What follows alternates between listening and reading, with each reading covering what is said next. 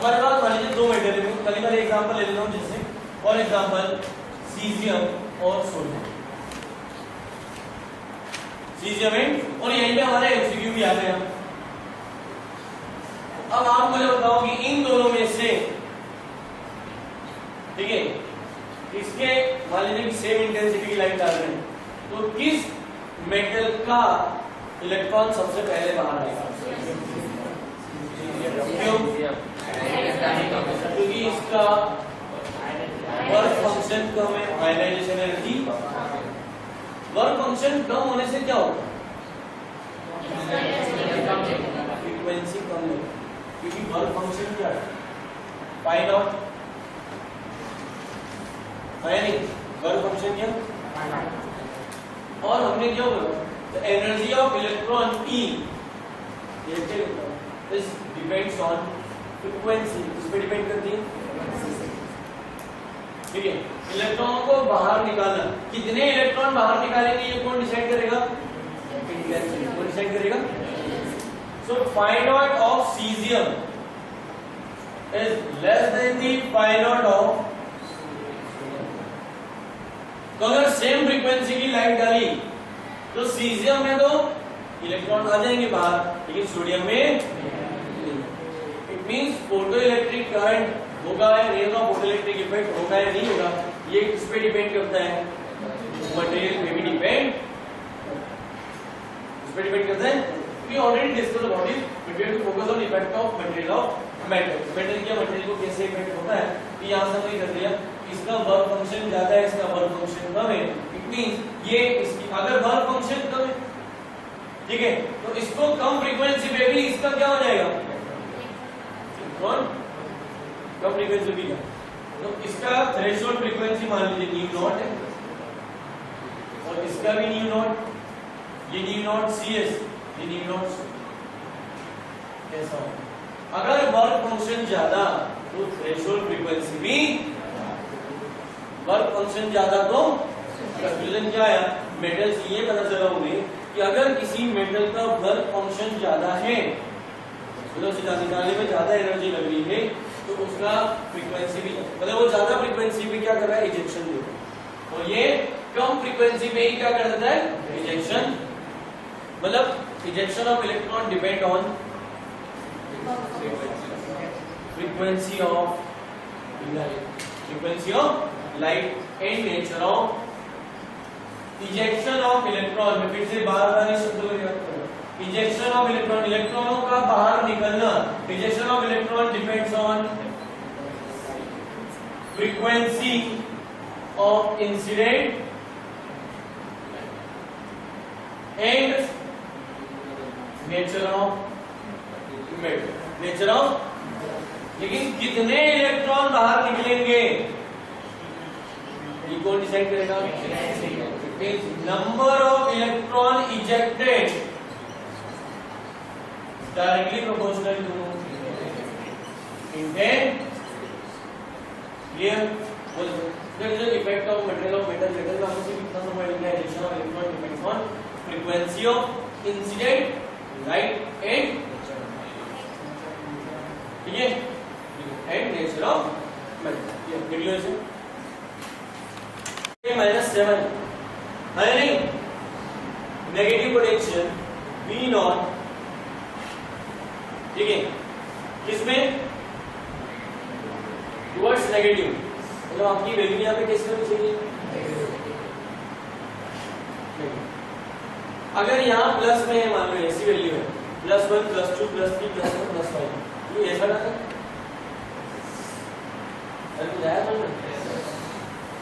आप जैसे जैसे K में बढ़ते जाओगे वो डाउन होते जाएगा, मतलब पॉजिटिव पोटेंशियल प्रोसेस K में ग्राफ होगा नेगेटिव स्लोप के साथ।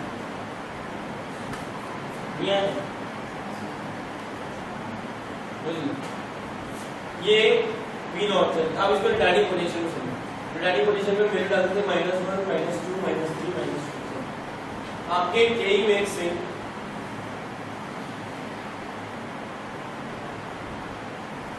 ठीक है, इंटेंसिटी सेम मतलब आप जिन दो को बदल रहे हो उस समय बाकी सब सेम रहेगा, बाकी सब क्या रहेगा? सेम इंटेंसिटी बताने की जरूरत। ये आपका ग्राफ जो जाएगा वो kmax के साथ ऐसा जाएगा। अभी इतना है नेगेटिव स्लोप में मतलब अपन सब पॉजिटिव स्लोप में चले जाते हैं। ये हमारा potential versus kmax, last frequency versus ऐसा है स्ट्रेट न्यू वर्सेस। अब ध्यान रखना न्यू वर्सेस kmax का ग्राफ अगर गलती से यहां से शुरू कर दिया तो गलत। ये कैसे शुरू होता है न्यू वर्सेस kmax का ग्राफ जो शुरू होता है पर्टिकुलर यानी kmax जो होती है वो न्यू नॉट से शुरू होता है। कहां से शुरू होता है मतलब यहां से शुरू होता है। और ये कौन सी वैल्यू है न्यू नॉट। ये है फ्रीक्वेंसी बेटा इस फ्रीक्वेंसी पे काइनेटिक एनर्जी जीरो, इस पे भी जीरो, इस पे भी जीरो, क्योंकि तब तक इलेक्ट्रॉन निकलेगा नहीं जब तक कि एक पर्टिकुलर एनर्जी नहीं मिलेगी। उसके बाद तो उसकी एनर्जी बढ़ेगी ना। इसलिए याद है ना फ्रीक्वेंसी वर्सेस kmax का ग्राफ हमेशा यहां से शुरू नहीं होता। इसका मतलब क्या होगा कि आपने एक जरा सी फ्रीक्वेंसी बढ़ा तो kmax बढ़ गया, मतलब हर फ्रीक्वेंसी पे इलेक्ट्रॉन बाहर निकलता है। इलेक्ट्रॉन एक पर्टिकुलर फ्रीक्वेंसी पे ही बाहर निकलता है, जिस पे निकलता है उसे क्या कहते हैं थ्रेशोल्ड फ्रीक्वेंसी। क्या कहते हैं ठीक है। ये p है जो मैंने सिंबॉलिक मैंने रिप्रेजेंटेशन के लिए आपको बताया। आया समझ में कितने ग्राफ हुए टोटल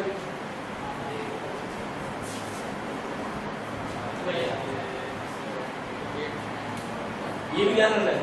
ग्राफ बनाने में कहते हैं कि किसे करेक्ट गलत है, करेक्ट ग्राफ इज नहीं करेक्ट। कितने हुए 14 सारे ग्राफ क्लियर। जो क्वेश्चन है जैसा है आप पूरा इफेक्ट क्लियर होगा। The complete graphical representation of photoelectric position बना लो इसको पूरे बीच में छोटे छोटे ग्राफ बनाए मैंने बड़े बड़े बनाए। कैसे बनाए वो आपको सारे समझ में आएगा। वेव और अचानक हमने ये शुरू कर दिया फोटोइलेक्ट्रिक इफेक्ट तो ये सब तो ये चक्कर कहाँ चला गया। ड्यू नेचर में ये डिसाइड करना था कि लाइट जो है वो पार्टिकल है या वेव है और फोटोइलेक्ट्रिक इफेक्ट कौन सी फिनोमिना है, ये पार्टिकल फिनोमिना है या wave nature.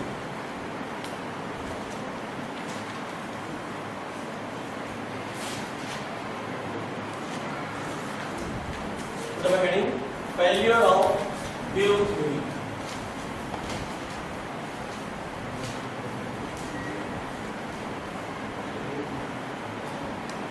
Wave theory of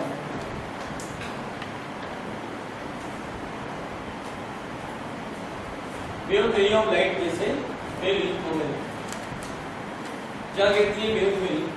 कौन कौन सी वेव फिनोमिना है डिफ्रैक्शन इंटरफेरेंस एंड पोलराइजेशन ये सब वेव थ्योरी के बेसिस। वेव थ्योरी क्या कहती है according to wave theory of light को वेव माना गया जस्ट लाइक अ साउंड। क्या मानेंगे जिस प्रकार कमरा बंद हो और म्यूजिक की आवाज आ जाती है क्योंकि लाइट में बेंडिंग की प्रॉपर्टी होती है। लाइट बहुत ज्यादा साउंड बहुत ज्यादा बेंड हो सकता है, वैसे ही उन्होंने कहा कि लाइट भी बेंड हो जाती है। इंटरफेरेंस यानी एक दूसरे के ऊपर ओवरलैप हो जाती है पूरा।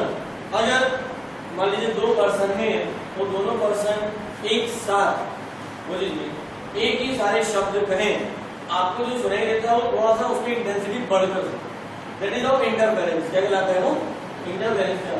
तो इस वेव थ्योरी को मानने वाले लोग क्या कहते हैं according to wave theory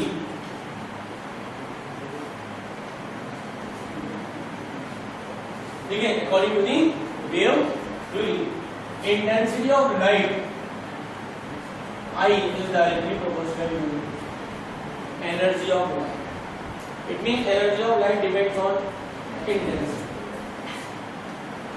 According to wave theory, intensity is directly proportional to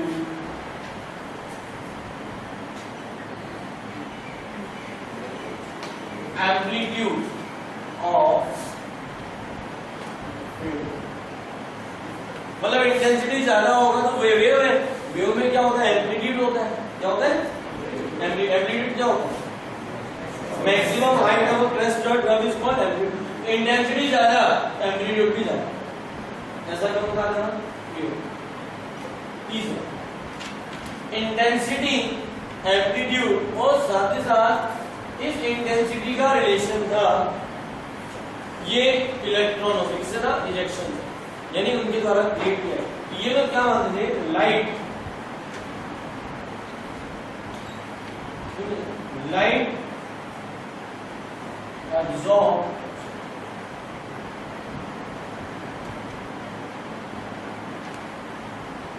absorption of light energy is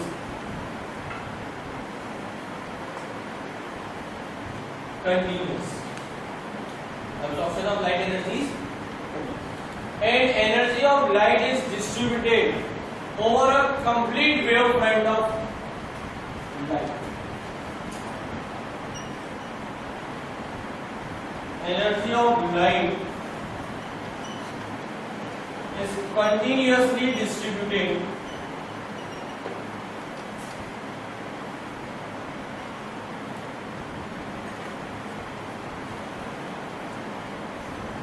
over a wave. According to the wave theory, intensity of light I is directly proportional to it.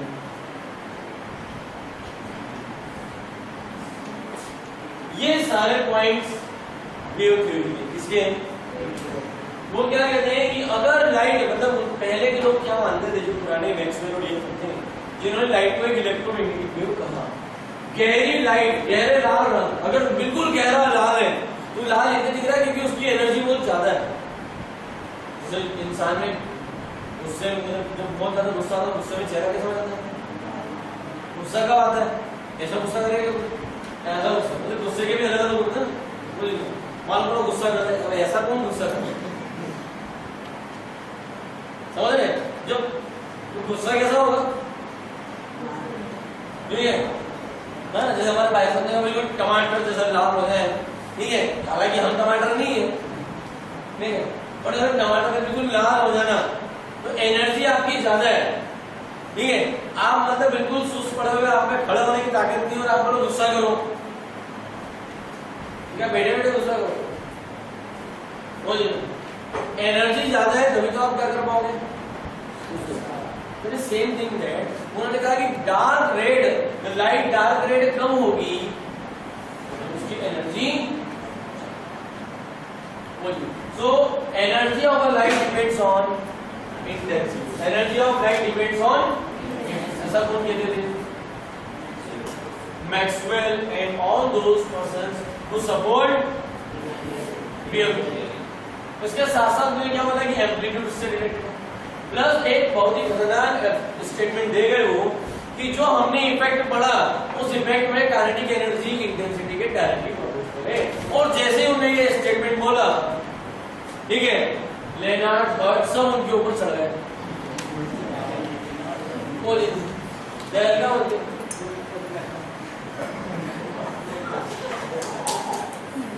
ठीक है, क्या मतलब दिमाग खराब हो गया, बोलते कहीं पे डायरेक्टली हो गया, इंटेंसिटी है ना, ये तो चमत्कार हो गया।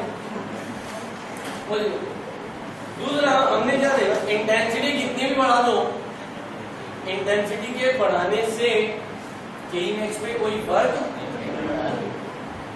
बोलिए दूसरा इंटेंसिटी की, अब उन्होंने क्या करा, frequency of the experiment they perform that, जो एक्सपेरिमेंट उन्होंने किया, हम इंटेंसिटी बढ़ाएंगे लेकिन फ्रीक्वेंसी नहीं बढ़ाएंगे, मतलब ये मेटल की सरफेस है, उस पर अलग अलग इंटेंसिटी की लाइट करेंगे, I3, I2, I1, I3 is greater than I2, I2 is greater than I1, ठीक है, इन सब की फ्रीक्वेंसी क्या है, but new is less then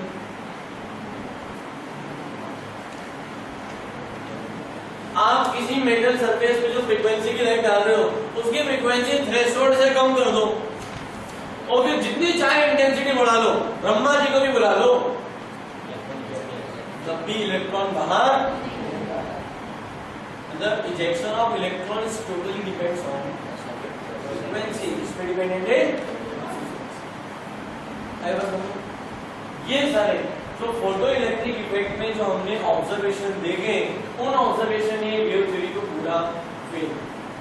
इसे मैं एक शॉर्ट एक्सपेरिमेंट से और पूरा फिनिश कर दूंगा, ये वेव थ्योरी कैसे फेल। हम लोग फोटो इलेक्ट्रिक इफेक्ट में क्या कहते हैं कि जब किसी मेटल की सरफेस पे लाइट इंसिडेंट होती है तो उससे इलेक्ट्रॉन बाहर निकलते हैं,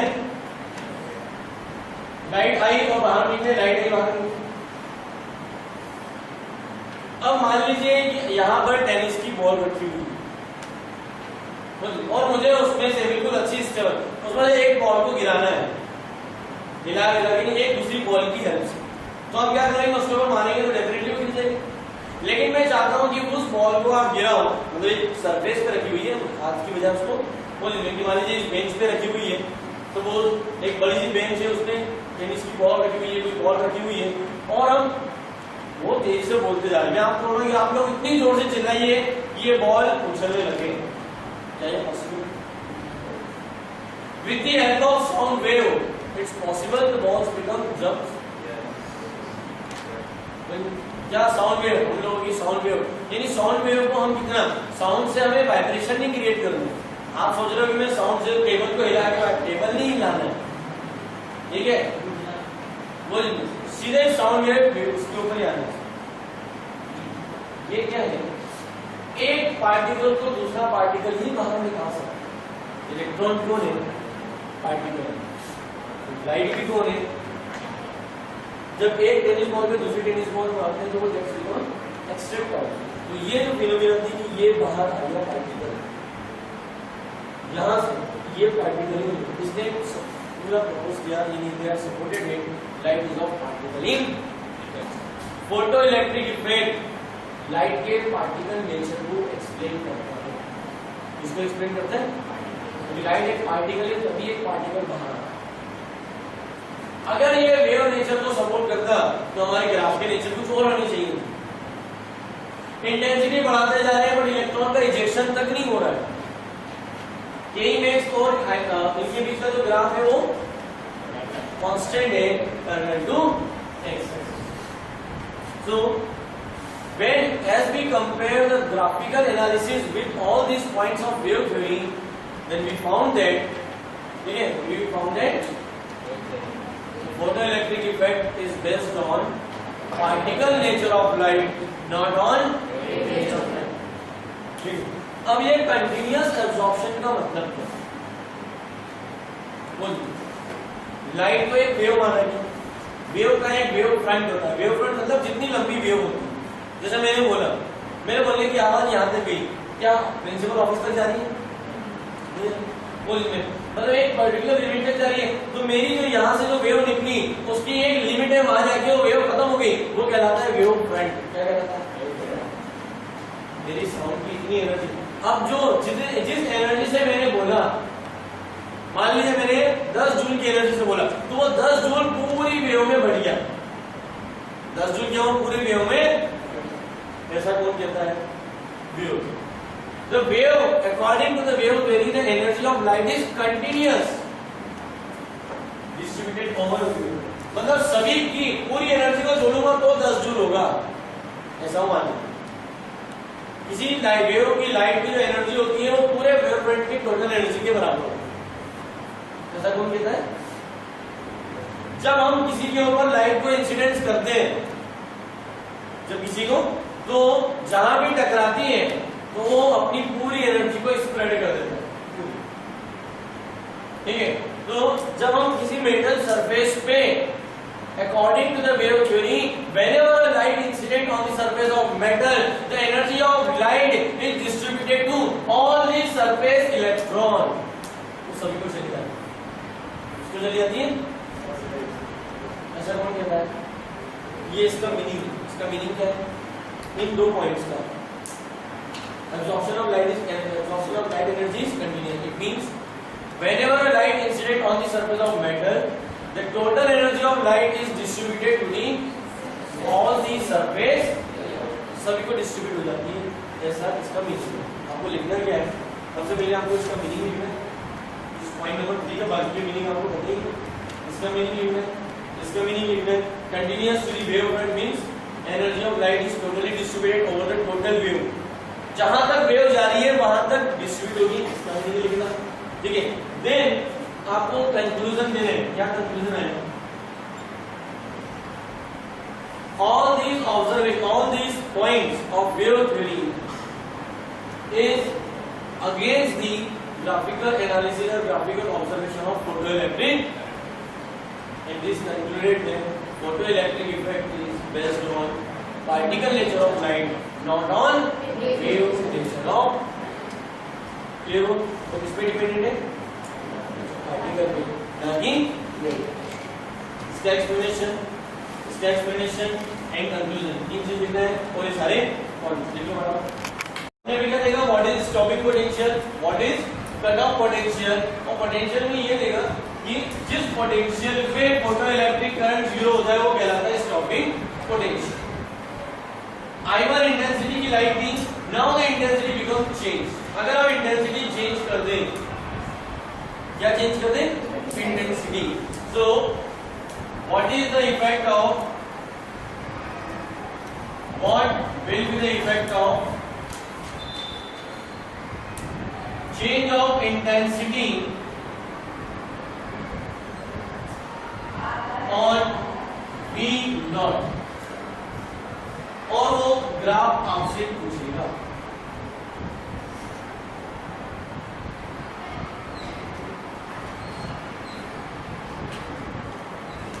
तीन लाइन डाली I1, I2 और I3 इंटेंसिटी की, और उसने ये भी दे दिया आपको कि I3 is greater than I2, I2 is greater than I1।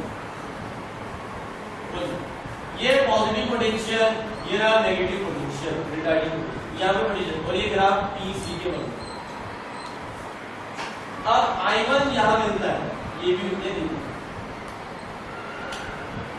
ये V नॉट फॉर I1, और क्वेश्चन यहाँ से पूछना शुरू करेगा कि V01, V02 और V03 में क्या रिलेशन है? What is the relation between V01? MCQ क्या आएगा क्वेश्चन, इसकी ऑब्जेक्ट क्या पूछेंगे? What is the relation between V01, V02, V03? V01, V02 and V03, इसमें क्या निकालो? तीनों लाइट की फ्रीक्वेंसी सेम है।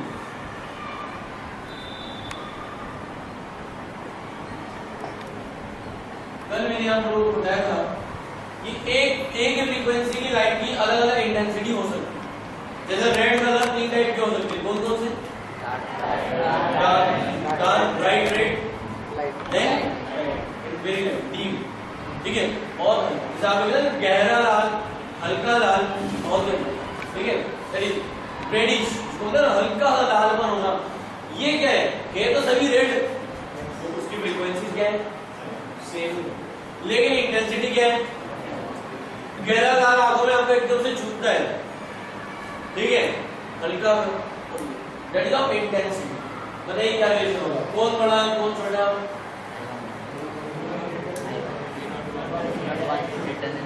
V01 is greater than V02। V01 greater होगा मतलब ये यहाँ आएगा, V02 यहाँ आएगा, V03 यहाँ आएगा, है नहीं? ऐसा फिर क्या होगा? बोलेगी नहीं, तो आंसर क्या है? क्यों नहीं बोला? जब आता है तो फिर बोलेगी V01 equal to V02 equal to V0। सवाल ऐसा हुआ क्यों? ये ग्राफ में पढ़े थे कि इसमें एमसीक्यू कैसा है, ये ऐसा है, इसका रीजन क्या है? Kinetic energy does not depend on the intensity of light. Kinetic energy किस पे डिपेंड नहीं करती? जब ऐसा उन्होंने देखा तो उन्होंने कहा कि हम ना फ्रीक्वेंसी चेंज करके देखें। Now they started changing a frequency. जब उन्होंने फ्रीक्वेंसी यानी 3 लाइट की 3 डिफरेंट फ्रीक्वेंसी क्या लिया? 3 lights off 3 different frequency. Graph वही है, PEC वर्सेस पोटेंशियल, ये पॉजिटिव, ये 0 एंड ये नेगेटिव पोटेंशियल। अब लाइट डाली उन्होंने एक न्यू 1 फ्रीक्वेंसी की, ठीक है, फिर लाइट डाली न्यू 2 फ्रीक्वेंसी की और लाइट डाली new light of 3 different frequency but same intensity।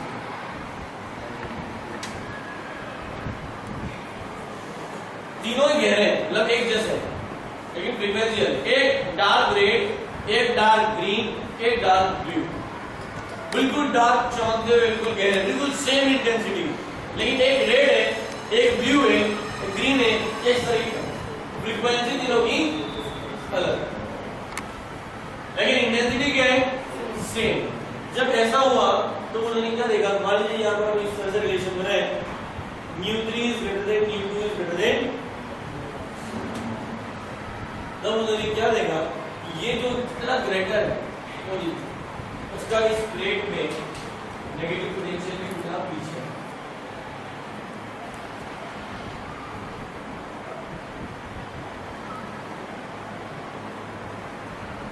ये V01, ये V02, ये V0। मैंने कल ही कहा था कि न्यू ऐसा बना था, और ये stopping potential 1, stopping potential 2, stopping potential 3। It means stopping potential depends on frequency but not depend on intensity। अब आप मुझे बता सकते हो कि किसके इलेक्ट्रॉन की काइनेटिक एनर्जी सबसे ज्यादा है?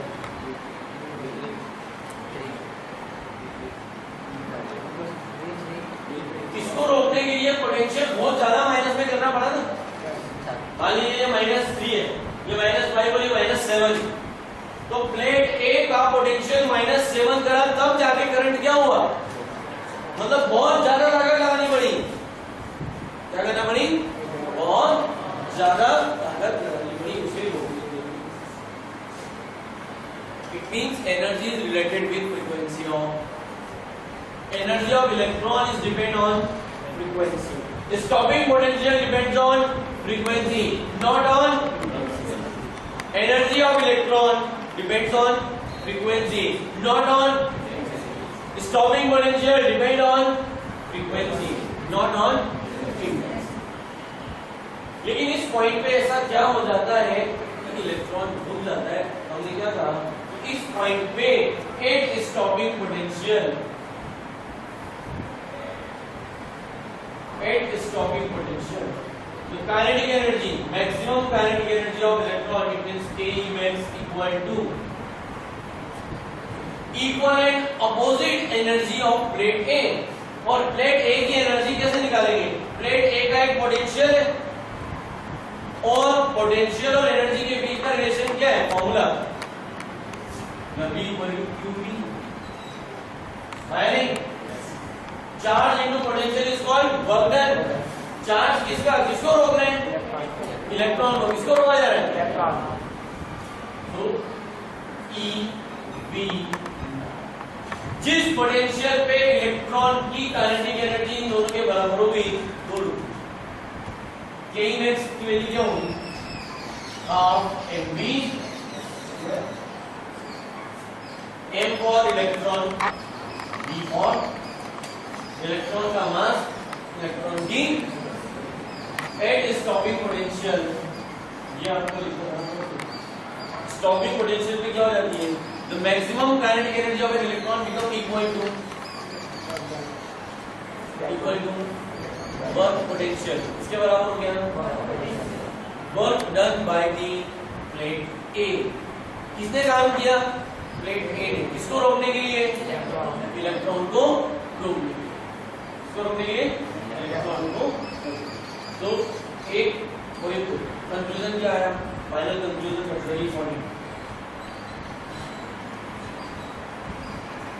First conclusion what? क्या से निकालो? Its stopping potential does not depend on intensity of light. ठीक है। Second,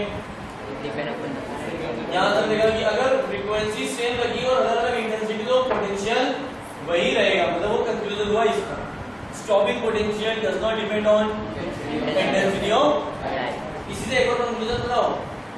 maximum kinetic energy of electron does not depend on intensity. इसका conclusion stopping potential depends on frequency of light. More the frequency, more negative is the retarding potential. जितनी ज्यादा frequency होगी potential minus में उतना दूर जाएगा, है नहीं? और ये दूर जा रहा है, इसका मतलब ही क्या? काइनेटिक एनर्जी ज्यादा। मतलब fourth conclusion, kinetic energy of electron depends on frequency. More the frequency of light, more is the energy of electron ejected. उस इलेक्ट्रॉन की एनर्जी उतनी। कितने कंक्लूजन है? और मेरी कंक्लूजन 4। क्लियर हो? पहला conclusion does not depend on. Second, maximum kinetic energy. और उसका उल्टा, वाइस वर्सा। उसका क्या लिखना है ना? क्या लिखना है आपको? Stopping potential depends on frequency. Kinetic energy of maximum electron depends on frequency. इस पे डिपेंडेंट है किसकी? जो इलेक्ट्रॉन इजेक्ट हुआ। क्लियर? क्लियर? लिबरेशन और कंक्लूजन लिखा। Photo electric current. फ्रीक्वेंसी में अभी हमने नेगेटिव पोटेंशियल में क्या देखा कि फ्रीक्वेंसी अगर बदल दी जाए, on increasing the frequency, frequency बढ़ाने से स्टॉपिंग पोटेंशियल बढ़ गया negative, -3, -5, -7. More the frequency of light, more is the stopping potential. Yes or no? More the frequency of light, more is the stopping potential. आपने ये देखा कि इतना ज्यादा पोटेंशियल क्यों लगाना पड़ा? क्योंकि हमारी फ्रीक्वेंसी को बढ़ाने से, when you increase the frequency, frequency के साथ साथ इलेक्ट्रॉनों की काइनेटिक एनर्जी भी बढ़ी। और अगर मैं फ्रीक्वेंसी 0 कर दूं तो काइनेटिक एनर्जी भी 0। So what will be the graph between the maximum kinetic energy and frequency? It will start from that. Frequency बढ़ाओगे तो kinetic energy, it means frequency is directly proportional to kinetic energy of ejected electron. More the frequency, more is the energy of ejected electron. उसकी kinetic energy उतनी ज्यादा। अगर frequency 0 हो जाएगी तो electron की energy होगी नहीं, मतलब वो किसी भी सिचुएशन में कहां नहीं जाएगा? प्लेट ए पे तो हो जाएगा ही, तो करंट होगा क्या? अब फोटो इलेक्ट्रिक करंट और फ्रीक्वेंसी का क्या रिलेशन?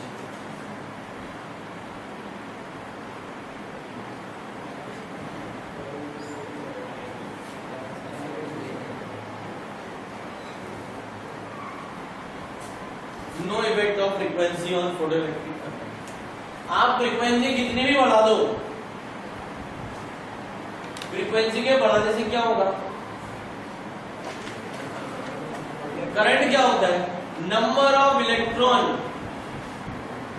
फ्लो पर मिनट, पर सेकेंड, पर टाइम। That is all. ये सिर्फ एनर्जी बढ़ाएगा, लेकिन खींचना किसको है? प्लेट ए को। वो जिस रेट से खींचेगा तभी तो आएगा वो। इसलिए फ्रीक्वेंसी बढ़ाने से फोटो इलेक्ट्रिक करंट पे कोई इफेक्ट, लेकिन फ्रीक्वेंसी का किससे रिलेशन है? काइनेटिक। फ्रीक्वेंसी का किससे रिलेशन है? रिटार्डिंग। मतलब ऑन इंक्रीजिंग फ्रीक्वेंसी, अगर मैं पोटेंशियल और फ्रीक्वेंसी के बीच ग्राफ खींचूं, स्टॉपिंग पोटेंशियल वो कैसे मिलेगा? लीनियर। नेगेटिव में अगर मुझे बढ़ाना है, नेगेटिव वैल्यू अगर मैं प्लॉट कर दूं, इस तरह से ग्राफ बना दूं, फ्रीक्वेंसी वर्सेस वैल्यू -1 -2 माइनस में डाल दो बेटा, है नहीं बोलिए। तो यहाँ पर मैं लिख दूं V नॉट, क्या लिख दूं? तो when a graph is plot between V naught and frequency, then again you will get a this stopping potential बढ़ेगा, ये बढ़ेगा, इसमें कोई इफेक्ट क्लियर बोलिए। So there is no relation between frequency and photoelectric current. Frequency and electric kinetic energy potential जो already explain है मुझे, थोड़े से ग्राफिकली हमें जितना देखिए PCB का इफेक्ट होगा, ठीक है। ऑन इंक्रीजिंग फ्रीक्वेंसी, फ्रीक्वेंसी को बढ़ने से फोटो इलेक्ट्रिक करंट नहीं बढ़ता। करंट कब बढ़ेगा? जब इंटेंसिटी, क्यों? क्योंकि इंटेंसिटी क्या करती है? इलेक्ट्रॉनों की संख्या बढ़ेगी, जितने इलेक्ट्रॉन बढ़ेंगे उतने ही वहां जाएंगे। अगर 1 मिनट में 1 इलेक्ट्रॉन जा रहा है, ठीक है, क्यों जा रहा है? क्योंकि एक ही इलेक्ट्रॉन है। लेकिन अगर इंटेंसिटी बढ़ा दी और उतने इलेक्ट्रॉनों की संख्या 2 कर दी, तो हम 1 मिनट में 2 भी बचा सकते हैं अगर पोटेंशियल बढ़ा दे तो। मैं फ्रीक्वेंसी बढ़ाऊंगा तो क्या होगा? सिर्फ इलेक्ट्रॉन की काइनेटिक एनर्जी बढ़ जाएगी, लेकिन अगर पोटेंशियल बुलाएगा ही नहीं, ठीक है, तो जीरो होने पर भी थोड़ा सा जाएगा तो लेकिन जाएगा तो फिर स्लो रेट से ना। सो फ्रीक्वेंसी पे करंट जीरो नहीं होता, करंट की वैल्यू कुछ तो होती है लेकिन कांस्टेंट होती, क्या होती है? When a light of same intensity but different nu incident on the emitter, then you will get a such type of clear.